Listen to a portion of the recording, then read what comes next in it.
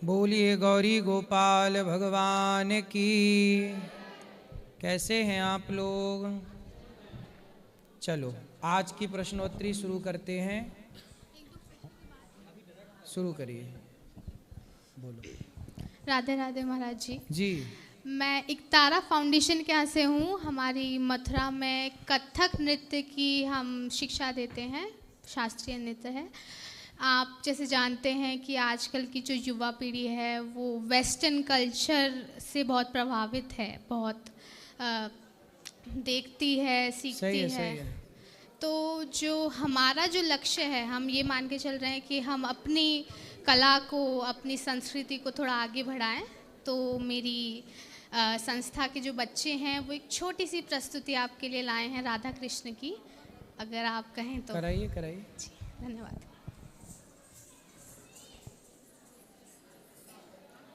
चलाओ।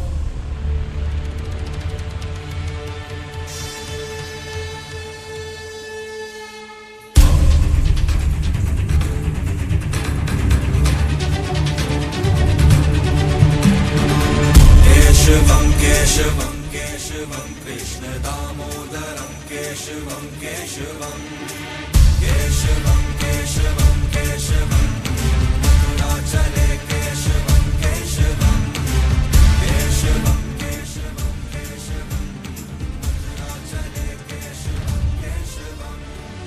पुष्प खिलने लगे, रास्ते खुलने लगे, पवन बहने लगी, गाने लगा सब गगन एक नई सरगम। केशवं केशवं केशवं कृष्ण दामोदरं केशवं केशवं केशवं केशवं केशवं मथुराचले केशवं केशवं।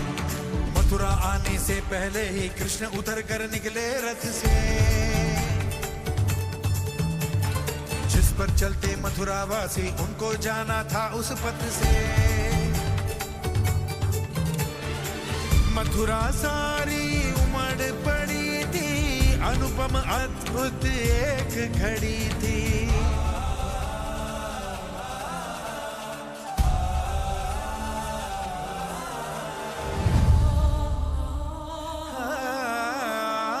सबसे पहले दौड़ दौड़ कर कुब्जा पुष्प चढ़ाने आई, जय श्री कृष्णा कहते कहते अश्रुधार भी बहती आई।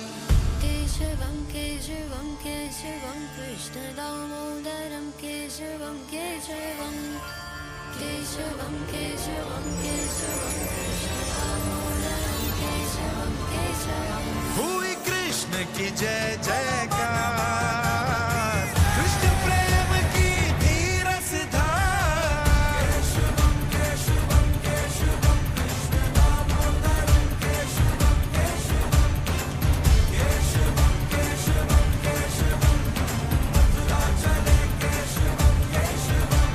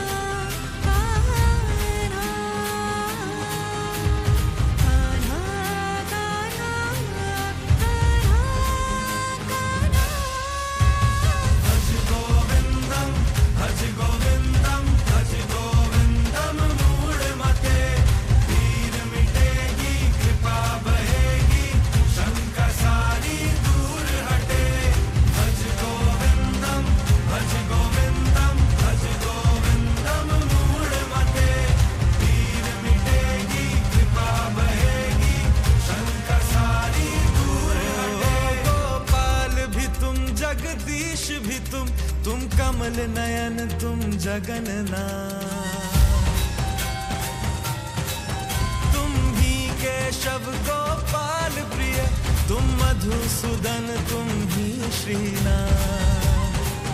माधव मुरलीधर परम पुरुष, पुरुषोत्तम श्याम सुदर्शन तुम पर ब्रह्म, तुम श्रीकांत, तुम मदन मनोहर मोहन तुम। भज गोविंदम भज गोविंदम भज गोविंदम मूढ़मते, पीर मिटेगी कृपा बहेगी, शंकर सारी दूर हटे। अनिरुद्ध अनंत अजन्मा तुम, आदित्य अक्षराचला तुम। हरि रविलोचनम सतेश्वर तुम स्वर्ग यति सर्वेश्वर तुम। घनश्याम मुकुंद गिरधारी, तुम द्वारिकाधीश बाके बिहारी। कानों से सुनो कान्हा कान्हा, श्वासों में भरो कान्हा कान्हा, मुखड़े पे लिखो कान्हा कान्हा, पैरों से चलो कान्हा कान्हा, कान्हा कान्हा। भज गोविंदम भज गोविंदम भज गोविंदम मूढ़मते, पीर मिटेगी कृपा बहेगी, शंकर सारी दूर हटे।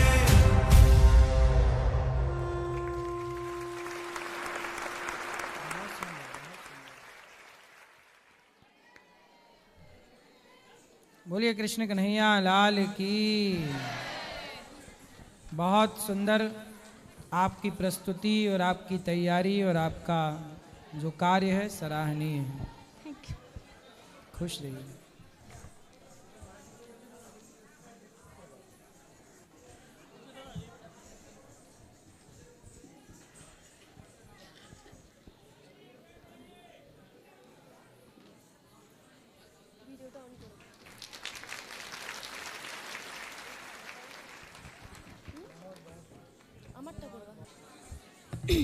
हम कोलकाता से आए हैं, वेस्ट बंगाल से, और मेरा नाम ईशा है। और ये मेरा वृंदावन आपसे वार्तालाप द्वितीय बार है। पहली बार 3 महीने पहले आए थे हम।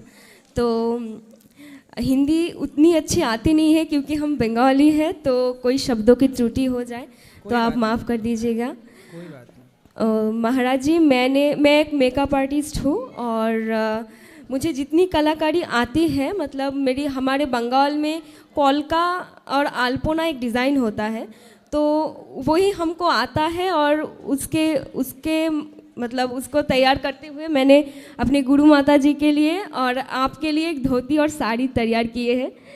उसका पूरा खोलो। तो ये आपने अपने हाथ से बनाई? हाथ से बनाए हैं। पूरा जो पेंटिंग है वो हमने अपने हाथों से बनाया है, और आपके लिए एक धोती भी बनाई है। वाह, बहुत सुंदर, बहुत बहुत धन्यवाद। दिखाओ, ये तो बहुत अच्छा है। आपको पसंद है? ये अपने माता जी के लिए है और आपके लिए एक धोती है। तो ये साड़ी है क्या? ये साड़ी है, ये माता जी के लिए है। ये साड़ी बहुत छोटी नहीं है? नहीं नहीं, बहुत बड़ी है। अच्छा। हाँ हाँ हाँ। अभी ये सब आंचल का तरफ का पेंटिंग है। अच्छा, पूरी साड़ी तो है ही। फिर सही है। हाँ, आपके लिए धोती भी है, ये और नहीं खोल रहे हैं, ये आप देख लीजिएगा। तो ये आपने बनाई है धोती में? हाँ, डिजाइन? पूरा जो पेंटिंग है, ये जो पेंटिंग है वो मैंने की है। सुंदर, बहुत सुंदर। बहुत सुंदर साड़ी में जो आपने डिजाइन बनाई है, बहुत सुंदर लग रही है। बहुत प्यार से आपके लिए बनाया था और इच्छा था आपके सामने मैं आपकी आके बनाई दिखाएं। धोती पहनूंगा कल की कक्षा में। लाओ। अच्छा अच्छा। बहुत बहुत धन्यवाद। मैं बता नहीं सकती कितनी खुशी हो रही है। लाना कल जो हम धोती पहनेंगे तो आपकी वाली धोती लाए? हाँ, दे दो। ये दे दो पाठक जी। पढ़े। हाँ, लाओ। बहुत कृपा है बिहारी जी की। खुश रहिए। और ये धोती भी हाँ, हम भी पहनेंगे, श्रीमती जी भी पहनेंगे। मैं बता नहीं सकता मुझे कितनी खुशी हो रही है। खुश रहिए। आप लोगों का ये प्यार, ये आशीर्वाद, यही सबसे बड़ी दौलत है। बिहारी जी की बहुत कृपा है। और मेरा प्रश्न भी है आपसे, वो ये है, मैं तो कथा सुनती रहती हूँ आपकी, और कथाओं में भगवान के प्रति समर्पण के विषय में बहुत सारी व्याख्या आपसे सुनी है हमने।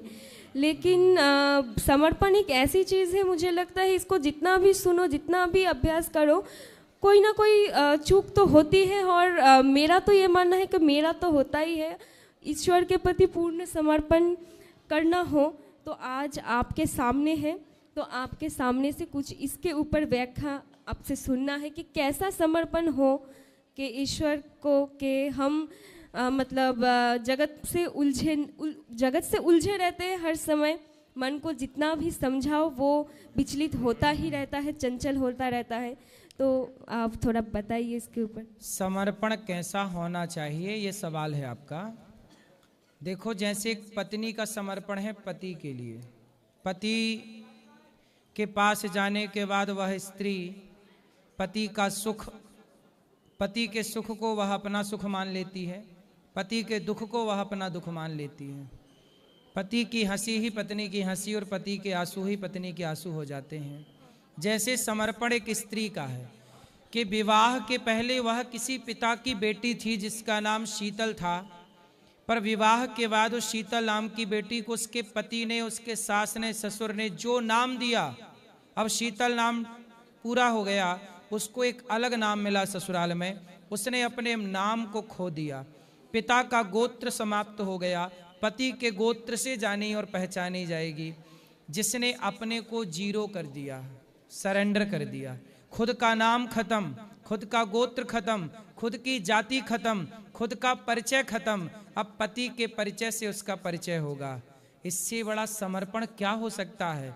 जितना बड़ा समर्पण एक नारी का नर के लिए है, इतना ही बड़ा समर्पण यदि भक्त का भगवान के लिए हो जाए तो उसका कल्याण हो जाएगा। इस धरती पर समर्पण की प्रतिमूर्ति कोई है तो एक अच्छी पतिव्रता नारी है।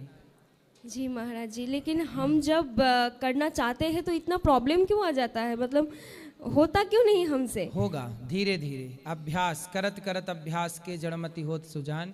रेगुलर सत्संग कीजिए, भगवत चिंतन कीजिए, समर्पण होगा, सब कुछ होगा। धन्यवाद महाराज जी। और आज मैंने मतलब माताओं को देखा, यहाँ पर जब सेवा होती है उनको देखा, मुझे बहुत अच्छा लगा। आज मैं आपसे 1 साल से जुड़ी हुई हूँ, मतलब 1 वर्ष पहले आपको मैंने पहली बार देखा था और तब से लेके आज तक मैं आपसे आपकी कथा सुनती हूँ और इतना अच्छा लगा। यहाँ का सेवा, इतना व्यवस्था आप इतना करते हैं। और जब पिछली बार मैं आई थी, मैंने आपको बोला था कि मैं आपको भैया मानती हूँ और आपको भाई के रूप में मैं बहुत चाहती हूँ, मतलब आप बहुत प्रिय हो मेरे। और यहाँ का जो सेवा है, मतलब बिहारी जी ने मेरे ऊपर इतनी कृपा की है। मैं आपको आज ये बात, कभी फिर मुलाकात हो ना हो, आज बोल ही देती हूँ कि बिहारी जी ने इतनी कृपा की है कि रोज़ एक संत की सेवा वो हमसे करवाते हैं। ये 1 वर्ष हो गया, अभी नित्य की वो हम मतलब। और मैं चाहती हूँ बिहारी जी इतनी ऐसे ही कृपा करती रहे कि ऐसी सेवा मैं आपके लिए और भी होती रहेगी। बिहारी जी कृपा करेंगे, खुश ओके, धन्यवाद महाराज जी। गुरुजी जय श्री राम, जय गौ माता जी। गुरुजी, जो बांग्लादेश में हो रहा है उसके लिए आप 2 शब्द बोलोगे? जो जिहादियों ने हमारे हिंदुओं को जिस तरीके से मौत दी है, आप कुछ उसके लिए 2 शब्द बोल दीजिए। यदि हम हिंदू संगठित नहीं हुए तो ऐसी मौत हमारी और आपकी भी होगी, बहुत जल्द होने वाली है। यदि हम संगठित नहीं हुए तो ऐसे हमें और आपको भी जिंदा जला दिया जाएगा, बहुत जल्द। यदि हम संगठित सनातनी नहीं हुए, जातियों के नाम पे जो हम बटे हैं, हमारे इस बंटवारे ने, हम संगठित होते तो हमसे कोई पाकिस्तान भी क्यों लेता, हमसे कोई बांग्लादेश भी क्यों लेता, हमें कोई अंग्रेज गुलाम क्यों बनाता, हमें कोई मुगल गुलाम क्यों बनाता। भारत के टुकड़े हुए केवल इसलिए कि हम हिंदू बटे थे। हम गुलाम हजारों सालों तक इसलिए हुए क्योंकि हम सनातनी जातवाद के नाम पे बटे थे। यदि संगठित हो गए तो अभी भी सुरक्षित होने की संभावना है और अभी भी बटे रहे तो याद रखना हिंदुओं, आपका अपना अस्तित्व खतरे में पड़ जाएगा। ढूंढते फिरोगे कि हम कभी थे, जैसे आज पाकिस्तान में हिंदू ढूंढता है कि मैं कहीं यहाँ था, बांग्लादेश में हिंदू ढूंढेगा कि मैं कभी यहाँ था। अस्तित्व मिट गया हिंदुओं का बांग्लादेश में, अस्तित्व मिट रहा है। जो मिट गया, जो बचा था वो अभी मिट रहा है। पाकिस्तान में हिंदुओं का अस्तित्व मिट गया।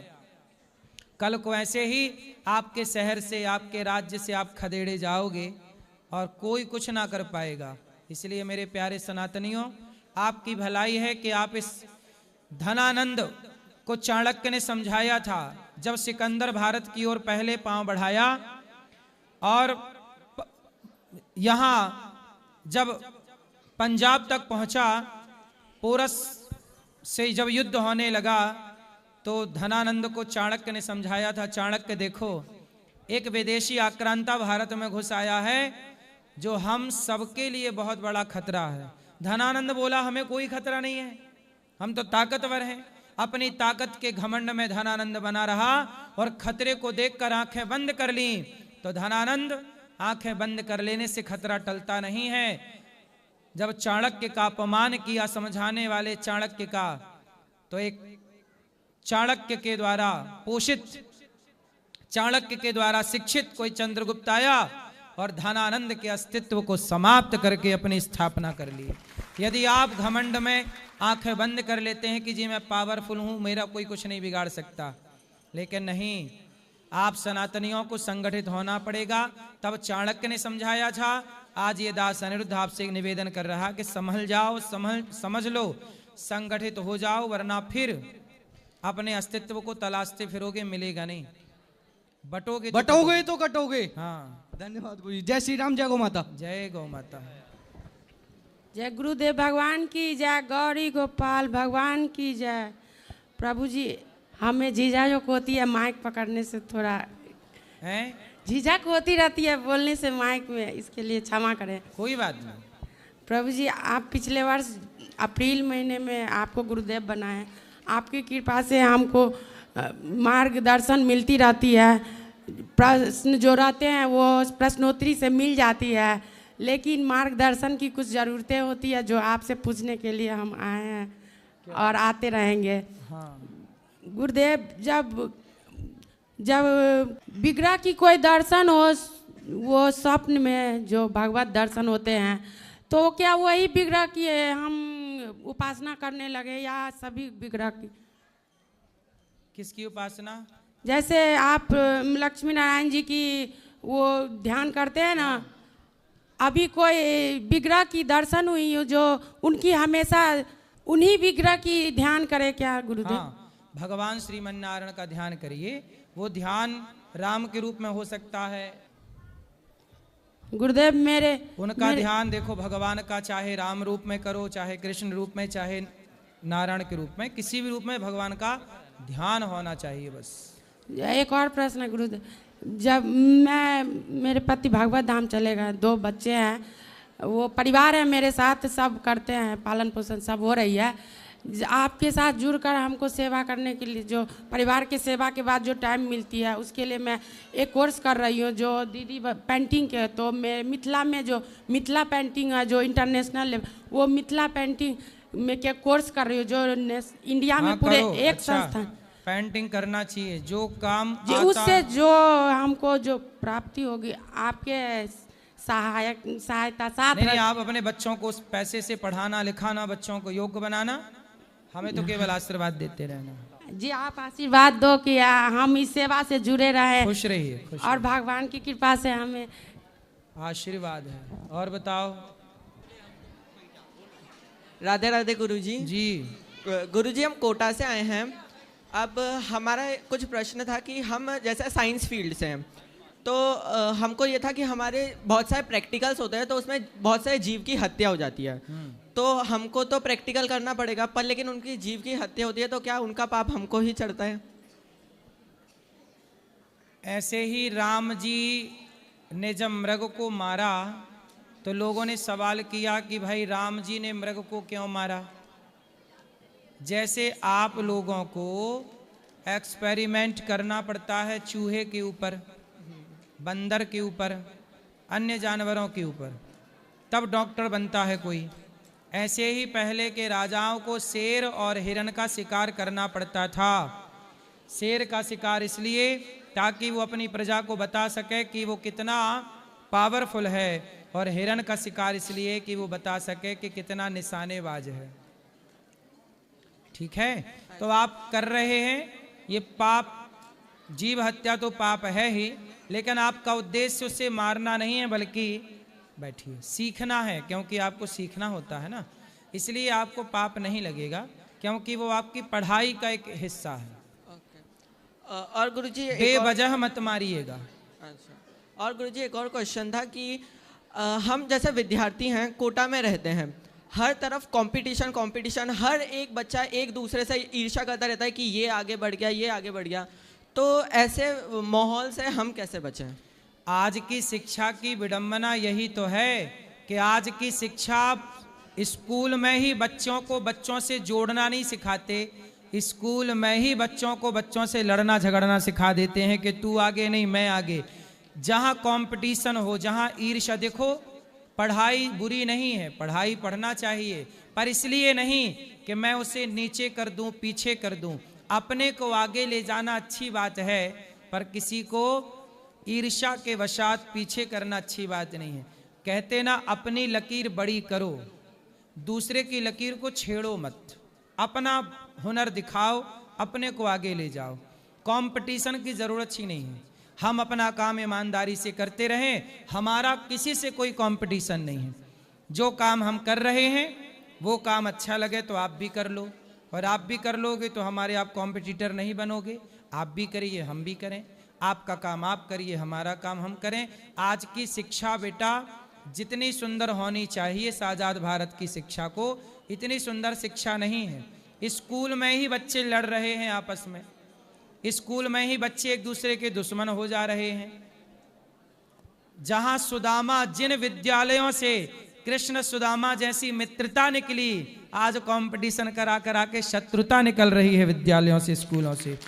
मित्रता का प्रमाण सुदामा और कृष्ण की दोस्ती गुरुकुल से निकली थी, और आज कंपटीशन के चक्कर में लड़ा रहे हैं, आपस में बच्चे लड़ रहे हैं। क्या जरूरत थी इसकी?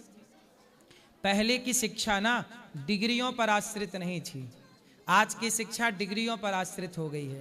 पहले की शिक्षा हुनर में थी, चरित्र में थी, आज की शिक्षा केवल डिग्रियों में है। डिग्रियां वाले, डिग्रियों जिनके पास डिग्रियां हैं, जरूरी नहीं है कि उनके पास हुनर हो, क्योंकि बहुत सारे हुनर वाले डिग्रियां ना होने के कारण पीछे हैं, और जिनके पास हुनर नहीं है डिग्रियां हैं, वो कहते ना कि रामचंद्र कह गए सिया से, ऐसा कलयुग आएगा, हंस चुगेगा दाना दुनका, कौआ मोती खाएगा। कौआ मोती खा रहे हैं।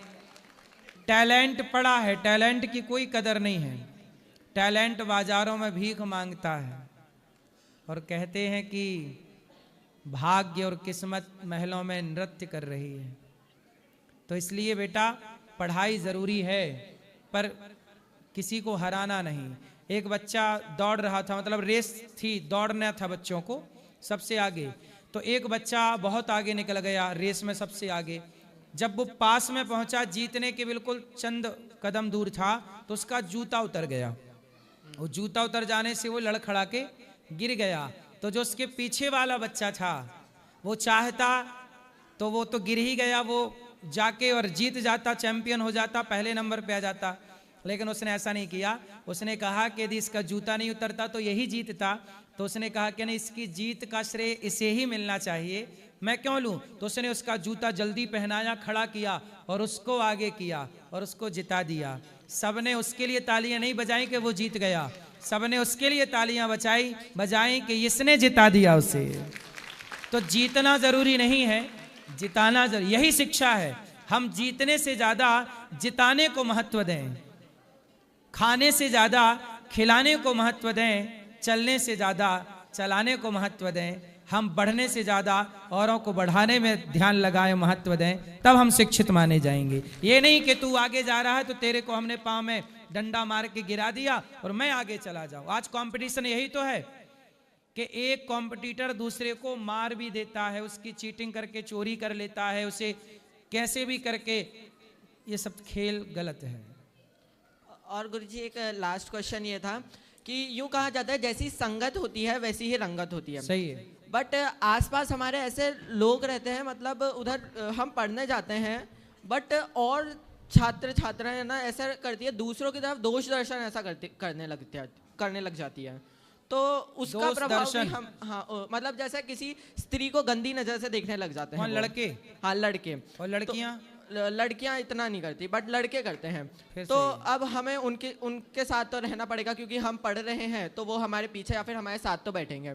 तो हम उनके साथ रहते हुए मतलब उनसे मन से कैसे दूर रहें? ऐसा है, देखो ये बुराई है, इसमें उन बच्चों की गलती नहीं है, उन बच्चों के माता पिता की गलती, उनकी गलती है, पूरी गलती उनकी भी नहीं है, कुछ गलती माँ बाप की है, कुछ गलती उनकी भी है।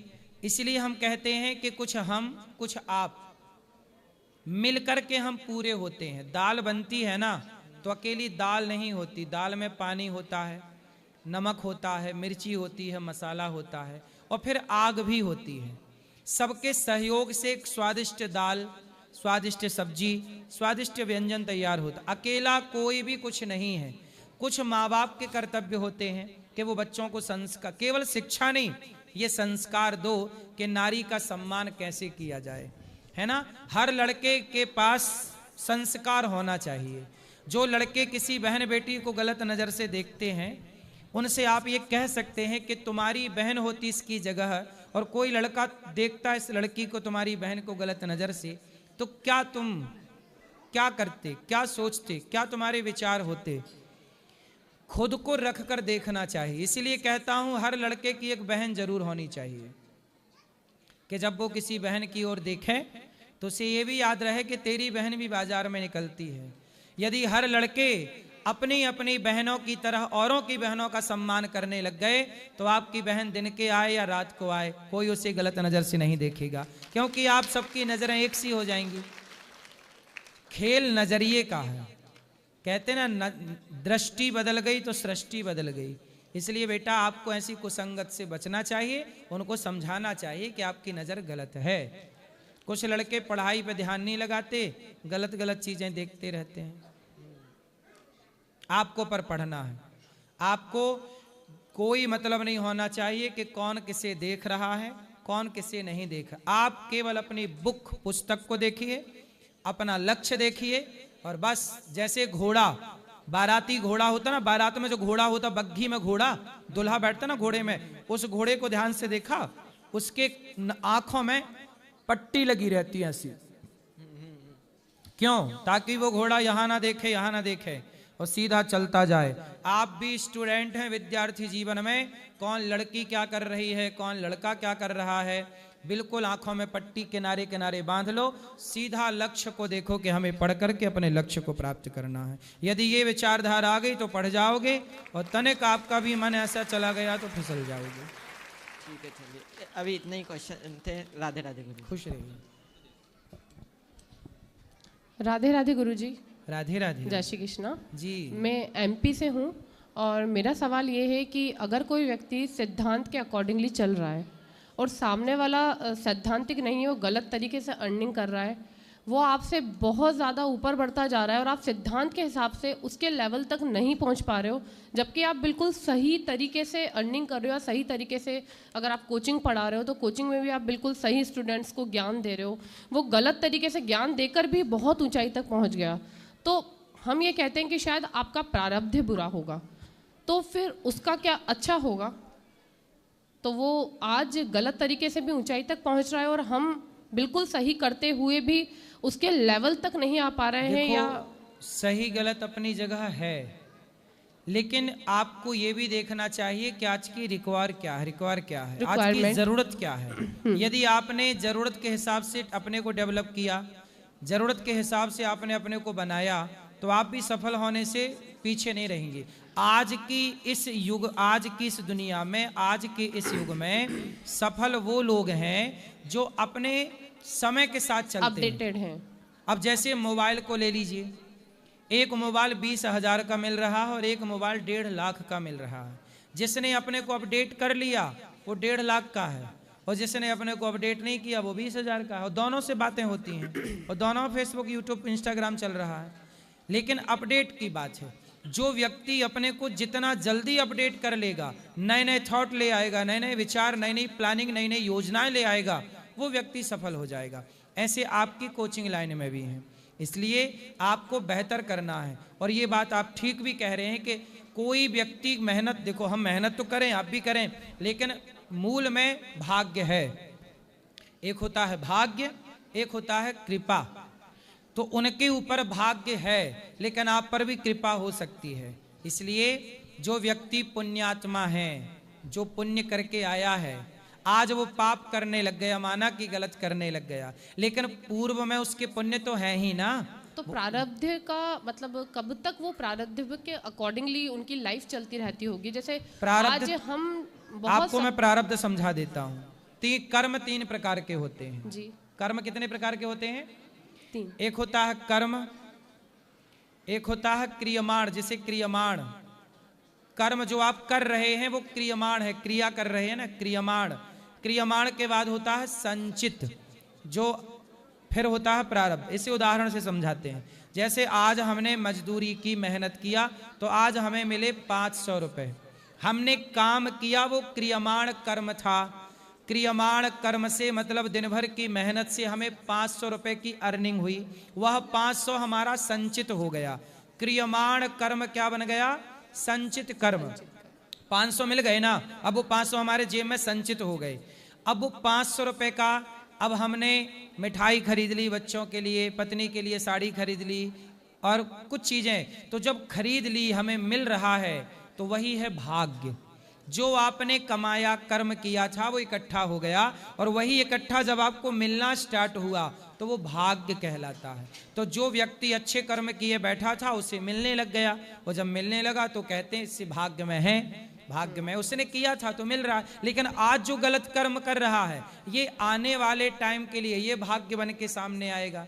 इसलिए अच्छे कर्म करने चाहिए। अच्छी करनी कर लो रे भैया, कर्म न करियो काला, लाख आंख से देख रहा है तुझे देखने वाला। भीष्म पितामह बाणों की सैया पर लेट गए। क्यों? क्योंकि भीष्म पितामह ने एक सांप को, स्नेक, कांटों में फेंक दिया सांप को, कांटा चुभ गया और सांप मर गया तड़प तड़प के। पितामह भीष्म को भी कांटों की तरह बाणों की सैया पर लेट कर वो पाप चुकाना पड़ा। राम जी के पिता दशरथ जी ने श्रवण कुमार को मार दिया, बेवजह मार दिया। श्रवण कुमार के माँ बाप तड़प तड़प के मर गए, तो श्रवण कुमार के माँ बाप ने शाप दे दिया कि आपको भी मेरे पुत्र के लिए जैसे मैं तड़प रहा हूं, आपको भी अपने पुत्र के लिए तड़प तड़प के मरना पड़ेगा। अवश्यमेव भोक्तव्यम। जो व्यक्ति जैसा करता है भोगना पड़ता है। आपके जो कर्म थे उतना फल आपको मिल रहा है, जो उनका था उतना उन्हें मिल रहा। इसलिए किसी को देख के ये मत सोचिए कि उसके पास ज्यादा है। उसके भाग्य का उसके पास है, मेरे भाग्य का जैसा जिसका भाग्य था उसको वैसा मिला। इसलिए जितना है उसमें मस्त रहिए, खुश रहिए। ईश्वर का थैंक यू, धन्यवाद दी। जितना आपके पास है ना, इतना भी बहुत लोगों के पास नहीं है। ये बात सही है कि गलत है? बिल्कुल सही है। इसलिए जितना है बहुत प्रसन्न रहिए और ईश्वर का फिर भी थैंक यू कीजिए। जब आप रोज धन्यवाद देने लग जाएंगे तो आपके जीवन में परिवर्तन आपको दिखने लग जाएगा। ठीक है? श्री सतगुरु भगवान के श्री चरणों में दंडवत प्रणाम करते जी। जय श्रीमन नारायण गुरु जी। धन्यवाद।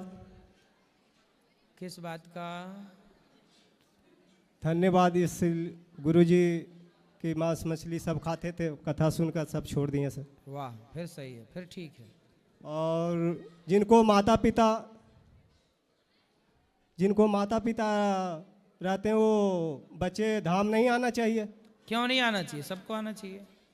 बोलते हैं कि माता पिता है तब तुम धाम जाता है, इसे करता है। वो ऐसा बोलते होंगे कि अकेले मत जाओ, माँ बाप को भी धाम जैसे करा हम दो। गुजरात से अभी आ रहे हैं सर, हम बिहार के हैं। हाँ, तो आप कभी अपने माँ बाप को भी ले आना, तो धाम उनको भी करा देना।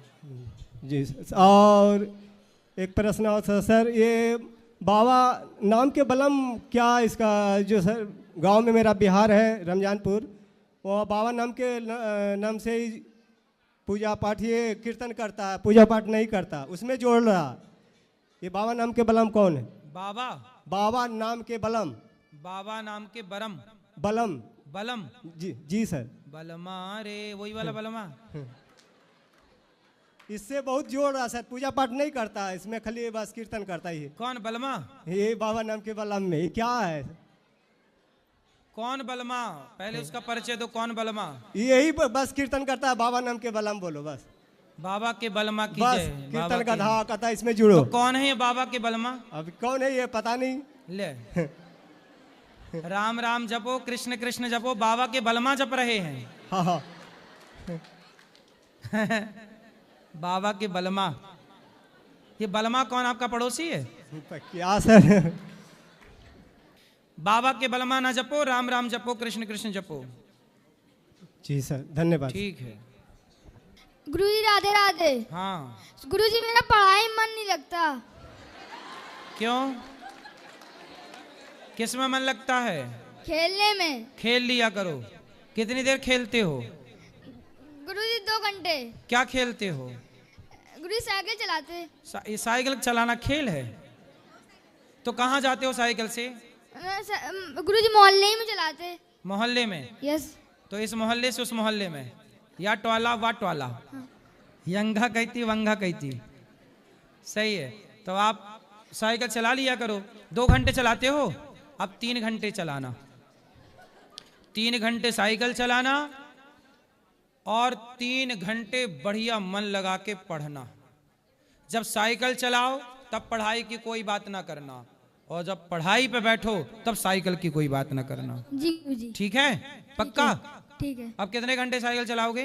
3 घंटे। और कितने घंटे बैठ के पढ़ोगे? 3 घंटे। मन लगा के। पक्का? पक्का। खाओ माँ कसम। माँ कसम।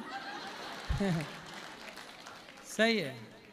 राधे राधे। अब 3 घंटे ही पढ़ना मन लगा के। मतलब बीच में ब्रेक ले सकते हैं 1 घंटे के बाद। तो ऐसे माँ कसम खा गए, अब 3 घंटे पढ़ना अच्छे से आए। ठीक है। और याद भी करना। जी गुरुजी। पक्का ना? पक्का? पक्का। सही? सही। खाओ पिताजी की कसम। पिताजी की कसम। अब पढ़ना ही पड़ेगा। चलो। राधे राधे गुरुजी। जी। मैं आपको गुल्लक देना चाहती हूँ। ठीक है बेटा, आकर देना चाहती हूँ। हाँ चलो ऊपर चलते हैं, मिलेंगे मंदिर में सबको। चलो मंदिर में मिलते हैं ऊपर कुछ सबको, जिनको मिलना है ऊपर मिलेंगे। कल फिर करेंगे प्रश्नोत्तरी। आज के लिए राधे राधे।